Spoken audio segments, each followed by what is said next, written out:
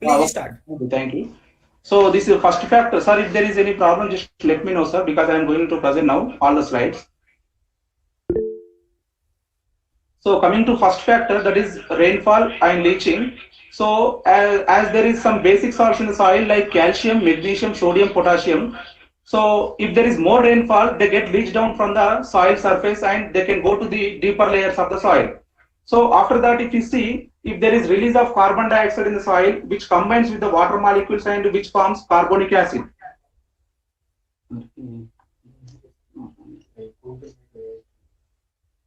Madam, my screen is visible. Visible. Please start.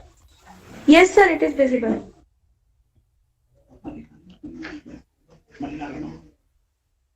And this particular carbonic acid which split down into H plus a bicarbonate ion, that is HCO3 minus. So this released hydrogen ions can replace the calcium ions in the exchangeable complex and which combines with the bicarbonate ion and which forms calcium bicarbonate. Once calcium converts into calcium bicarbonate, that is easily soluble form of calcium, so which can get leached down again. That means here we are losing the basic cations like calcium from the soil surface.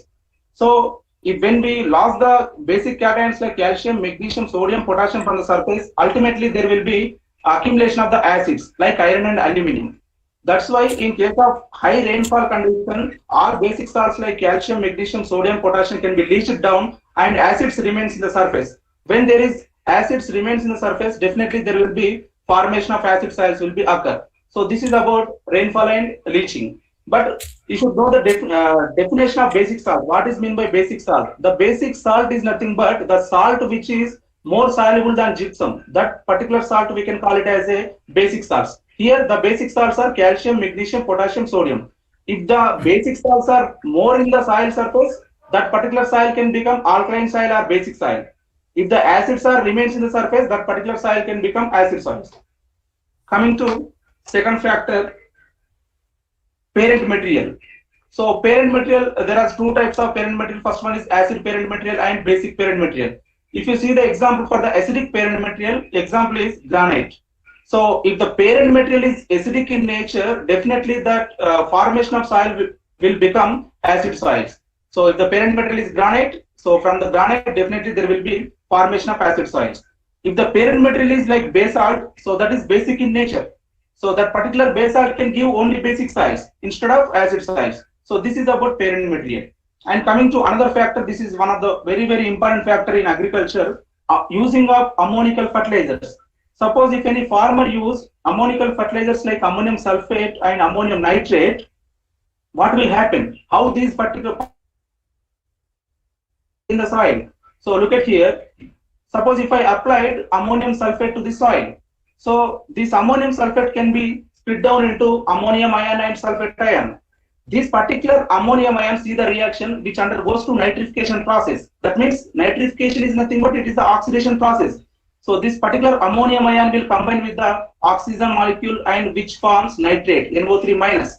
But here the concept is when this particular ammonium ion undergoes to nitrification process, each ammonium ion, that means NH4 plus ion can liberate 2 H plus ions into the soil solution.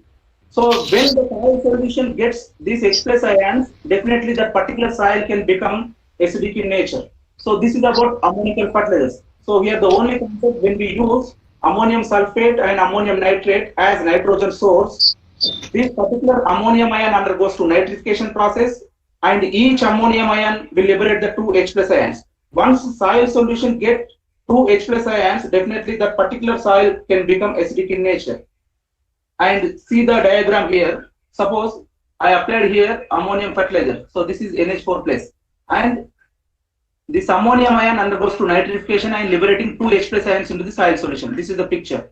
So this process is known as nitrification. As we all know that nitrification is nothing but the conversion of ammonium ion into nitrite, NO2 minus by nitrosomonas, and in second step which converts into nitrate. So along with nitrate which releasing 2 H plus ions. So this is the picture of ammonical fertilizers concept. Coming to the plant root activity. So this is also one of the major factor which is responsible for the formation of acid soils. Then as a BSc students, we should know how plant roots are responsible for the formation of acidity in the soil. Suppose generally plant roots will take both divalent cations and monovalent cations. Suppose if the plant roots taking only calcium plus 2, suppose. So to maintain equilibrium, instead of taking divalent cations, they can release some monovalent cations also. That means if the continuously calcium is moving to the roots, that time to maintain equilibrium, plant root will secrete some H plus ions. So if there is calcium plus 2, they can secrete or they can release 2 H plus ions to compensate that. So this is plant root activity. That means to maintain equilibrium, plant roots won't take only divalent cations. They can take both divalent and monovalent cations for maintain some equilibrium in the plant roots vicinity. So this is about plant root. Coming to decomposition of organic matter, this is also one of the important factor for the formation of acid soils. So decomposition of organic matter, how it is responsible for the formation of acidity in the soil. Look at here. So when we add organic matter or organic residues to the soil, so generally there is probably microorganisms will come. So initially bacteria will come, in middle stages fungi will come, in terminal stages actinomycetes will come. So after coming of different organisms, during respiration they release carbon dioxide. That particular carbon dioxide will combine with the water molecule and produce carbonic acid. The name itself suggesting that after formation of carbonic acid, definitely there will be formation of acid soils. So this is about organic matter. Why bacteria is coming initial stages and why actinomycetes is coming at terminal stages means actinomycetes can eat anything. That means the resistant component, the resistant material can be eaten by actinomycetes only. The initial compounds will be taken by bacteria, and in middle fungi will come. And coming to vegetation cover, if you see coniferous trees, generally all coniferous trees in hilly areas, so they are needle-like trees are there. So that particular coniferous trees are lack of alkali substances. That means there is no basis. There is no basis in the coniferous trees. So that's why after falling down of that particular coniferous material, as they are lacking in the basic substances like calcium, magnesium, sodium, potassium, so definitely they are having only acids. So after falling on the ground, on decomposition, they release some acids. Definitely that particular soil can become again acidic soil. So this is about vegetation cover. And if you see the problems, what are the problems of acid soil? If there is acidic soil, so what are the different problems? So we can see different toxicity of different elements like aluminum, manganese, iron, and we cannot see even bases like calcium and magnesium. And there is imbalance of phosphorus also. See, this is very, very important. Why there is imbalance of phosphorus in the acidic soil? Remember, generally in acidic soils, there is two cations are dominant. That is iron, manganese, and aluminum also there. So generally, if someone asks you what is the main reason for the formation of acid soil, you have to say that H plus ion is the direct. H plus ion is giving direct acidity to the soil, but aluminum is giving indirect acidity to the soil. How aluminum is responsible for the acidity means aluminum is undergoes to hydrolysis and which liberates H plus ions. That means here H plus ion is giving direct acidity to the soil, aluminum is giving indirect acidity to the soil. How aluminum is giving? Aluminum is undergoing to hydrolysis process and which liberates H plus ions. So here if you see the acidic soil, aluminum, if there is more manganese, there is no availability of phosphorus. Why? Because these particular elements are fixing phosphorus in the acid soils. And we can see poor microbial activity also. But here I need to focus that if you see, suppose rice, there is one disease that is called browning disease. So browning disease is majorly occurring due to the toxicity of iron and manganese. But here as a BSc student, you should know the concept. Why iron and manganese toxicity is there in acid soil? Why not other elements? So see, when we add organic matter to the acid soils, so acid soils, as I discussed, they are forming in high rainfall condition. This concept is very, very important for your further competitive exams like ARS also. They will ask in interview. So here I am talking about why there is iron and manganese toxicity in the acid soil. As I discussed, acid soils are forming in high rainfall condition.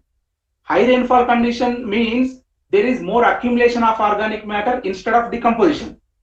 So for decomposition, there should be more temperature and more water. But here only more rainfall is there. There is no temperature.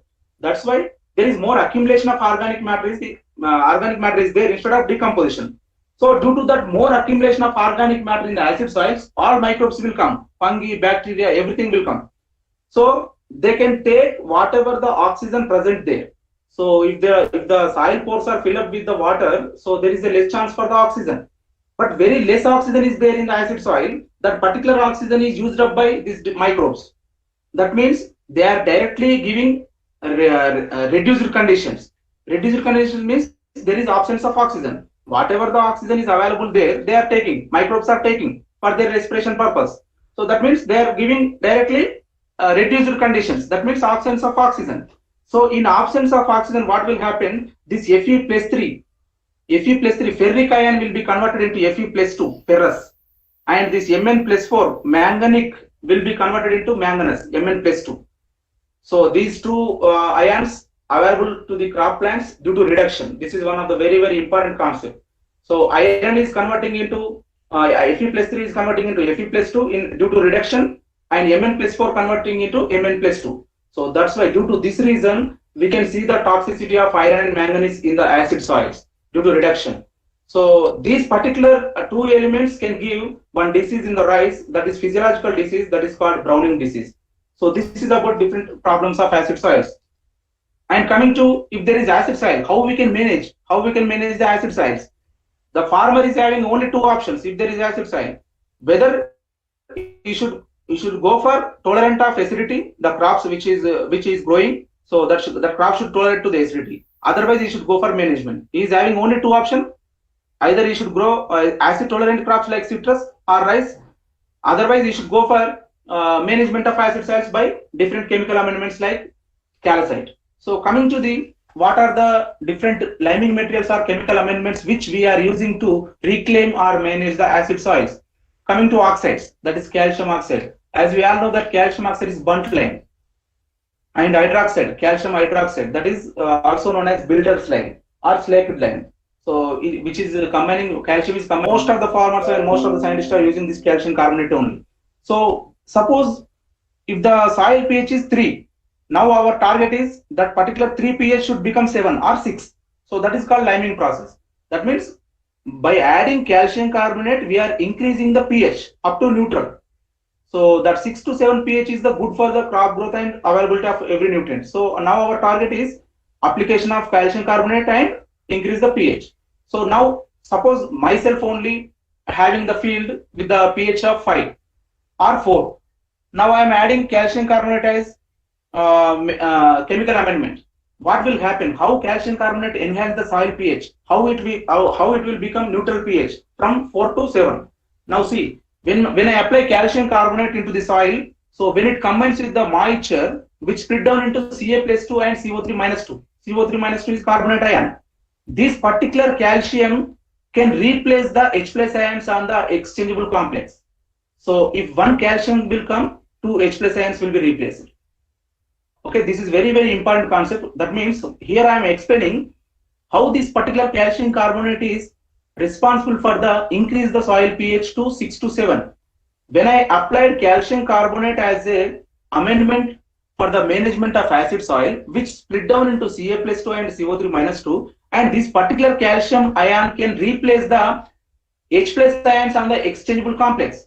These H plus ions only the responsible for the acidity. So these all H plus ions replaced by the calcium. If there is excess hydrogen, suppose in the soil, we are added calcium carbonate and calcium is replaced H plus ions and everything is over. Suppose if there is another H plus ions, these particular H plus ions will combine with this carbonate ion again.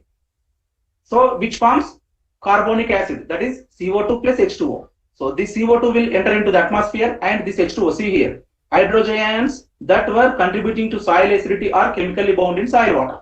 That means we are neutralized the H plus ions indirectly.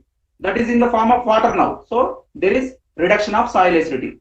I hope this concept is very clear. Just I am explaining again.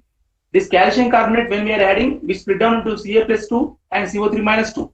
This particular calcium ion can replace the H plus ions on the exchangeable complex.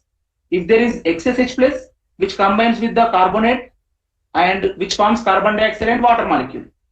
Carbon dioxide enter into the atmosphere and water molecule is not responsible for the acidity. So this is about concept of liming. So our target is What is the target of liming is 6 to 7 pH. So this is about management of acid soil. And coming to another topic, that is kinds of acidity. There is different types of acidity in the soil: active, exchangeable, and residual total. Active acidity means the acidity, remember, these all acidity due to H plus and Al plus 3 ions only. This active acidity is the acidity which is develops due to H plus ions and Al plus 3 ions in the soil solution. That is called active acidity. So when we are determining pH in the laboratory, which gives only active acidity. So pH measures active acidity in the soil. Coming to exchangeable acidity, the acidity which is developed due to H plus and Al plus 3 on soil collides. The name itself suggesting that exchangeable. So generally exchangeable reactions are possible on the clay complex only, as it is having negative charge. So that is exchangeable acidity. Coming to residual acidity, the name itself suggesting that it is a residual. That means when the H plus and Al plus 3 bound to the organic matter and clay in non-exchangeable form. So that means we cannot neutralize this particular acidity because they are the H plus and Al plus 3 both are in non-exchangeable form. Non-exchangeable means they are not exchanged with any buffer or salt. So this is about residual acidity. And total acidity is nothing but summation of active, exchange, and residual. This is called total acidity. So active is due to H plus and Al plus 3 in soil solution. Exchange means due to H plus and Al plus 3 ions on clay complex. Residual means due to H plus and Al plus 3 in non-exchangeable form to the organic matter and clay complex. That is residual. So summation of these three are called total acidity. Coming to main important topic, that is buffering capacity. So buffering capacity, why we are studying this buffering capacity, suppose. So remember, just I discussed different acidity, active, exchange, residual, total. This residual acidity is very, very important for the buffering capacity. Then what is buffering capacity? Buffering capacity is nothing but the capacity of soil to resist sudden change in pH. So the capacity of soil to resist sudden change in pH is called buffering capacity. So suppose just I discussed about management of acid soils by application of calcium carbonate. So suppose what is the recommendation of liming material or liming amendment to the acid soil means we can say to the farmer 2 quintals per acre like that. Instead of 2 quintal per acre, if we apply more, suddenly the pH will be enhanced. Our target is only 6 to 7. The recommendation is just I said to farmer, you have to go 2 quintals per acre. Instead of 2 quintal per acre, if you applied 1 ton, so there is increasing in pH up to 7, 8 it will go. But that is not good condition to the soil. The pH always should be equilibrium. The pH condition should be very good. That we can consider as equilibrium.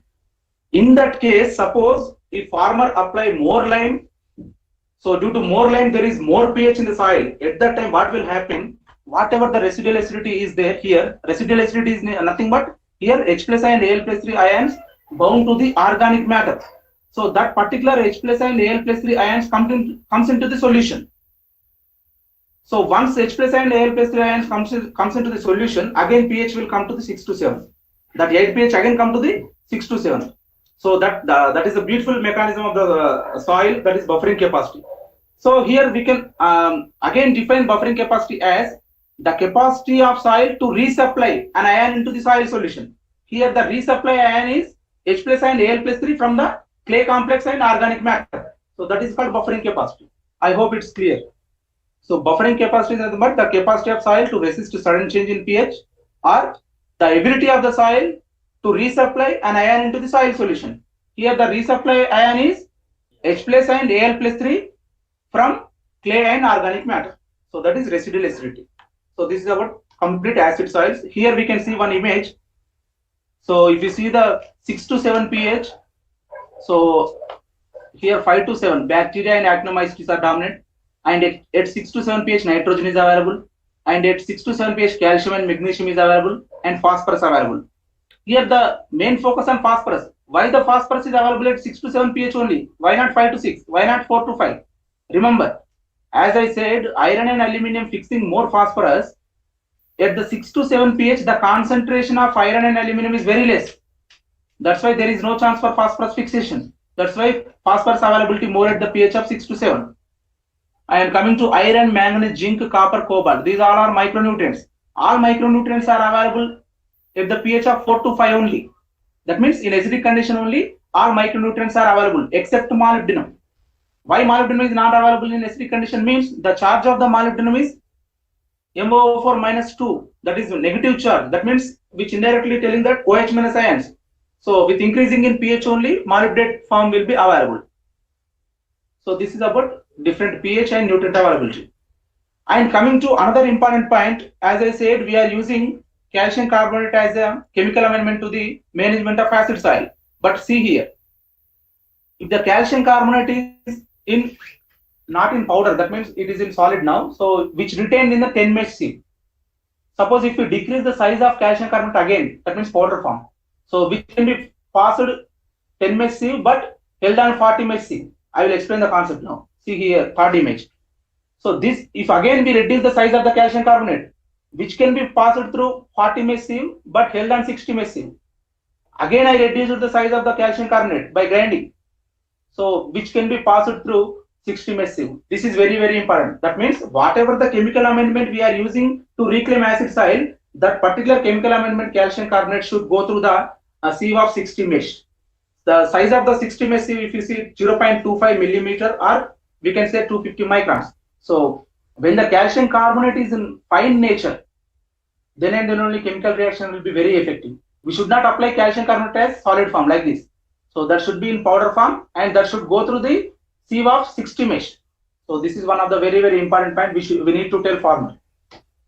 And coming to the benefits of liming. So if you see the before liming, the root growth, it stopped.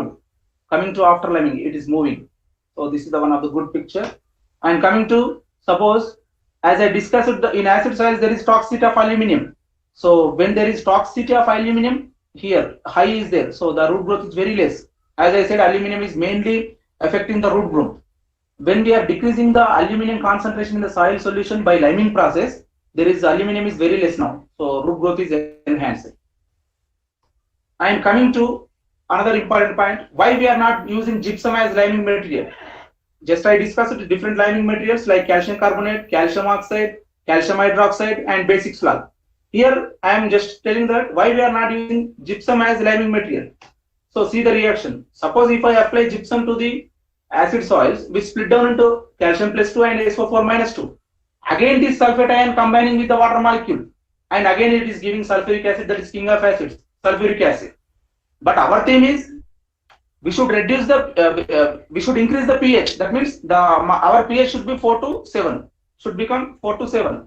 But when we apply gypsum, again pH is decreasing due to formation of sulfuric acid. That's why we should not use gypsum as chemical amendment to the management of acid soils. And coming to another topic, salt affected soils. So according to US Salinity Laboratory 1954, they divided salt affected soils into different types. One is saline soil, alkali soil, and third one is saline alkali. So coming to the saline soil first. So if you see the pH of saline soil, that is less than 8.5, EC is greater than 4, ESP is less than 15. EC is electrical conductivity, ESP is exchangeable sodium percentage. Here the main concept is, now I am just discussing about saline soil. Saline soils are forming due to the pedogenic process which is known as salinization. Then what is salinization? Salinization is nothing but accumulation of neutral salts. Then what is neutral salt? Neutral salt is nothing but it is the chlorides and sulfates of calcium, magnesium, sodium, potassium. That means in saline soils there is more number of neutral salts as compared to carbonates and bicarbonates of sodium. So saline soils are forming due to salinization process. Salinization process is one of the pedogenic process. Now saline soils are having more number of neutral salts. Neutral salts are nothing but chlorides and sulfates of calcium, magnesium, sodium, potassium. So here more number of neutral salts in saline soil as compared to carbonates and bicarbonates of sodium. Due to that more number of neutral salts only, the pH of the saline soil is less than 8.5. Coming to EC. EC is nothing but presence of salts. If there is more salts, there will be more EC. So here calcium is there, magnesium is there, sodium is there, potassium is there. That's why there is more EC, greater than 4. We are saying that the EC of the saline soil is greater than 4. Coming to exchangeable sodium percentage. The name itself is saying that sodium percentage exclusively. But the saline soil is having less sodium, less amount of sodium. That means calcium, magnesium, potassium is dominant here. So that's why the ESP value is less than 15. Coming to sodic soil, the pH of the sodic soil is greater than 8.5. Why? Because in sodic soils there is dominance of sodium. There is two reasons for the more pH in the sodic soil. That is, one is sodium is involving in the hydrolysis and which is giving OH minus ions. Once soil solution gets OH minus ions, definitely there will be more pH. That is one reason. And remember, sodium carbonate is 100 times more soluble than calcium carbonate and magnesium carbonate. That's why this particular sodium carbonate can leave carbonate and bicarbonate ions in the solution. That means CO3 minus 2 and HCO3 minus. In first equation, there is OH minus ions. So these OH minus ions and carbonate ions and bicarbonate ions, these all are negative. So that's why there is more pH in the sodic soil. And coming to EC, here there is no calcium, there is no magnesium, there is no potassium. Only sodium is there. That's why the concentration of salts is very less. That's why we are saying that EC is less than 4 for the sodic soil. And ESP, exchangeable sodium percentage. Exclusively we are talking about sodium here. That's why it is greater than 15. This is according to Richards 1954. And other is sodium adsorption ratio also there. So sodium adsorption ratio and ESP, both are talking about sodium. But the main difference is exchangeable sodium percentage will give degree of sodicity in the soil. Sodium adsorption ratio will give degree of sodicity in the soil solution. That is the difference. So ESP is degree of sodicity in the soil. SAR, sodium adsorption ratio. So which gives degree of sodicity in the soil solution. If you see the sodium adsorption ratio for saline soil, it is less than 13. For sodic soil, it is greater than 13. So this is about general characteristics of saltified soils. But saline soils also known as white alkali soils. Why? Because saline soils are forming in arid and semi-arid climatic conditions. Due to more evaporation, salts can come to the earth surface and they can form white crust on the surface. That's why this particular saline soils also known as white alkali soils, also known as Solan chalks. Coming to sodic soils also known as black alkali soils. As I discussed, the pH of sodic soil is greater than 8.5. In this condition, organic matter can be converted into humus because of more decomposition. There is more temperature, more pH is there. So due to more pH, there is alkaline condition. Due to alkaline condition, organic matter will be converted into humus. This particular humus can form black coatings on the surface. That is organic matter clay complex. We can call it as a. So this particular black coatings can give black appearance to the soil. That's why we are calling sodic soils as black alkali soils. So this is about general characteristics of saline and sodic. Saline sodic is nothing but it is transition soils. This particular soil is having both characteristics of saline and sodic. So coming to see here the image, when the calcium is dominant in the soil, always remember this is one of the very, very important concepts. If there is calcium is dominant in the soil, which leads to flocculation. When there is sodium is dominant in the soil, which leads to deflocculation. Flocculation is nothing but aggregation of soil particles. They are combining together. Deflocculation is nothing but detachment of soil particles. So which is occurring due to sodium. Then here, why only calcium doing flocculation? Why not sodium? Why only sodium doing deflocculation? Why not calcium? So see, when sodium is combining with the water molecule, the hydrated size of the sodium is much larger compared to sodium. The size of the sodium is much larger when it combines with the water molecule. And the ionic size also less. It is sodium plus only. Plus 1 is there. The valency also, charge also very less. So that's why this is responsible for the deflocculation. Coming to sodium, when it combines with the water molecule, that's why which is responsible for the flocculation, that is nothing but aggregation of soil particles. The only difference here, calcium is having 43 times more flocculating power compared to sodium.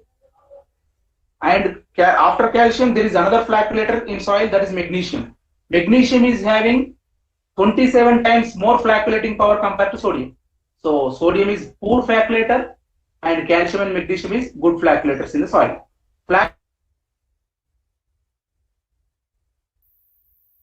Coming to see here, flocculated condition. This is one of the beautiful image. So in flocculated condition, water can move through larger pores.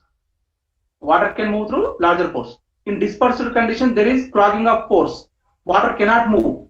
So there is impeded drainage and water movement. So this is flacculated condition due to calcium, dispersed condition due to sodium. So coming to how we can reclaim the salt affected soils. There is physical and chemical methods. Now I am just describing physical methods.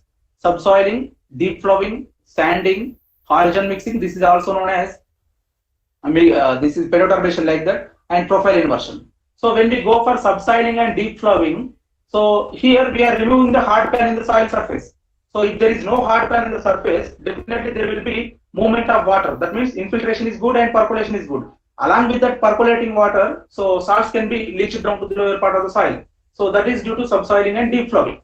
Sanding. Sanding means the name itself saying that application of sand to the salt affected soils. As sand is having more infiltration capacity, percolation capacity, definitely there will be movement of salts from the soil. So next one is profile inversion. So when we go for profile inversion means if the surface soil is good, subsurface soil is salt affected. So in that case only we can go for profile inversion. But farmers are not using this, but still we are having alternate, that is physical methods. Coming to management of saline soil. As I discussed, saline soils are having neutral salts. We should leach down them. Neutral salts are nothing but chlorides and sulfates of calcium, magnesium, sodium, potassium. Calcium chloride is there, calcium sulfate is there, sodium chloride is there, sodium sulfate is there, like that. So here, the management of saline soil we can do by leaching process. Then coming to what is leaching. Leaching is nothing but removal of soluble salts below the root zone. So that is called leaching. But here one of the important point we need to say to farmer, whatever the water we are using to reclaim the to remove the salts here, that water should be very good quality. So we should use good quality water only for leaching purpose. So leaching is nothing but removal of salts below the root zone. So here we should go for good quality water. So see the table. If you want to reduce 50% salt, you have to give water 6 inches. We need 6 inches of water. Suppose if you want to reduce the salts up to 80%, we require 12 inches water. This is conducted at CSSRI, one of the research. And if you want to remove salts 90%, then we have to go for 24 inches. So example, I have given one example here. If a soil's electrical conductivity is 8, I estimated in the laboratory that particular soil is having electrical conductivity is 8. So I want to reduce it to half, that means 4. So now I need water 6 inches, that is 50%. And see here, so that means in leaching process we are removing the salts below the root zone. This is the root, so we are removing all the salts like sodium chloride, sodium bicarbonate, calcium carbonate, all the salts we are leaching down by using good quality water. So that is known as leaching. So here one of the important point, remember, when the salt concentration in the soil is less than in the plant, at that time water moves from the soil into the plant. See the C option. See here, when the salt concentration in the soil is more compared to plant, at that time these particular salts in the soil can pull the water from the plant. That's why due to more salts there will be more osmotic pressure or osmotic potential. Due to osmotic potential or osmotic pressure, these particular salts can pull the water from the plant. That is called plasmolysis or exosmosis. So that's why we can say if there is more salts, there is more osmotic potential. If there is more osmotic potential, the particular salts can pull the water from the plant and plant can die. So that is known as plasmolysis or exosmosis. And coming to sodic soils reclamation. About saline soils. By the leaching process, we reclaim the saline soils. Then what is the process of sodic soils reclamation? So here we are using gypsum. So generally sodic soils are having less number of neutral salts and more number of carbonates and bicarbonates of sodium. This is exact opposite of saline soils. In saline soils, there is more neutral salts as compared to carbonates and bicarbonates of sodium. But in sodic soils, there is less number of neutral salts as compared to sodium carbonate and sodium bicarbonate. That's why here sodium is dominant. And remember, in saline soils also sodium is dominant, although there is appreciable amount of calcium and magnesium. That is very, very important. So here, when we apply gypsum as amendment to the reclamation of sodic soil, so which combines with the sodium carbonate and which gives sodium sulfate. So here sodium sulfate, this arrow mark is leaching down. So then we are removing the sodium from the soil. So when we are applying gypsum to this sodic soil, which this particular calcium can replace the sodium and form sodium sulfate. This sodium sulfate can be leached down. That means we are removing the sodium salt. So only point here you have to remember, if there is more sodium in the soil, which undergoes to hydrolysis and which increase the pH by releasing OH minus ions. And second point, sodium carbonate is 100 times more soluble than calcium carbonate, magnesium carbonate, which is leaving carbonate ions and bicarbonate ions in the solution. That's why pH is increasing. So due to, that means here if there is more sodium, definitely there will be more pH due to hydrolysis and the solubility of the sodium carbonate. So this is the one of the image application of amendment at Central Soil Salinity Research Institute, Kernel. So this is one of the image of sodic soils. Coming to salt tolerant crops. So here one of the classification according to CSSRI 2010. So sensitive means the EC value is 0 to 4, moderate tolerant means 4 to 6, tolerant means 6 to 8, and highly tolerant means 8 to 12. So this is one of the classification. So see here, predominant salt tolerant mechanisms operating in plants. As we all know that, if you see the barley, so barley crop is having salt tolerant mechanism that is known as exclusion. If you see the sugar beet, which is having osmoregulation. So what is meant by exclusion? Exclusion means this particular barley can restrict the entry of toxic ions at root level. That is known as exclusion. And coming to second one, this particular next mechanism is transporting the toxic ions to stem. Exclusion means they are not inviting any salt here. They are restricting at root level only. Suppose if any salt entered into the plant, there is another mechanism. That mechanism is transporting that particular toxic ions into the stem or leaf sheet. Then again, third one is excretion of salt through salt glands. Last one is sequestration of the toxic ions to the vacuum or cell wall. So this is different predominant salt tolerance mechanism. Here only important is barley is having the mechanism of exclusion and sugar beet is having osmoregulation. And coming to conclusion, so day by day the area under problematic soils is increasing. So as a result, land degradation increases.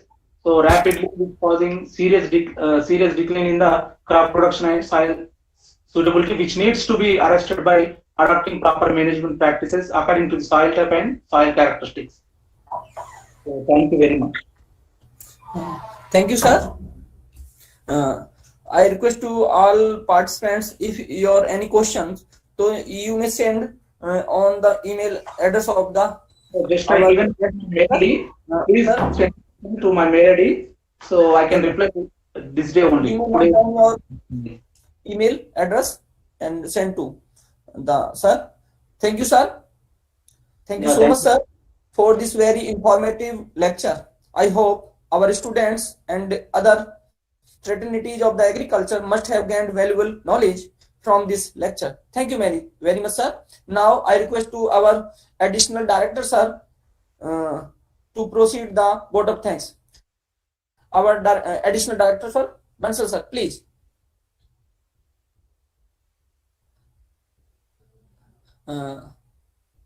Bansal, sir. Bansal, sir, please. You can hear me? Yes, sir. Hear me. Good afternoon, everyone. Respected Chancellor, sir, Vice Chancellor, sir, Registrar, sir, Director, sir, our guests, faculty members, and dear students.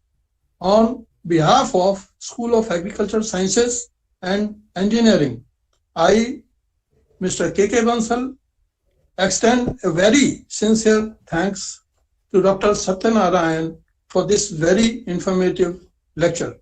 Thank you so much, sir, for sparing your valuable time with all of us, and we appreciate your wholehearted and benign presence. I am also thankful to Chancellor, sir, Vice Chancellor, sir, Registrar, sir, and Director, sir, for providing support in organizing this event. I also present my sincere thanks to conveners and technical team whose efforts made this endeavor smooth and hassle-free. Now, if you permit me, I'll quote here a very famous couplet of Saint Kabir, which aptly illustrates the importance, the ultimate importance of soil. माटी कहे कुम्हार से तू क्या रोंदे मोए, एक दिन ऐसा आएगा मैं रोंदूंगी तोए. All of us appear from the soil and disappear into the soil. With these words, again, I thank you all present here for your time, interest, and presence. Thank you. Thank you all. Good day. Thank you, sir. Thank you, sir.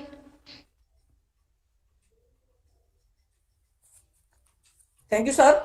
I declare here one declaration. I think most of the aware that School of Agriculture Sciences and Engineering is going to organize a quiz competition today to 2:30 p.m. I requested all of you please participate in the quiz competition. Thank you, sir. Thank you very much, sir. Nice to meet you. Thank you, sir. Sir, please share the link, sir. Where we participate. Link Yes, already sir. sent We'll and be sharing the link with you very soon. Okay, sir. Thank you. okay. Namaskar. Good afternoon.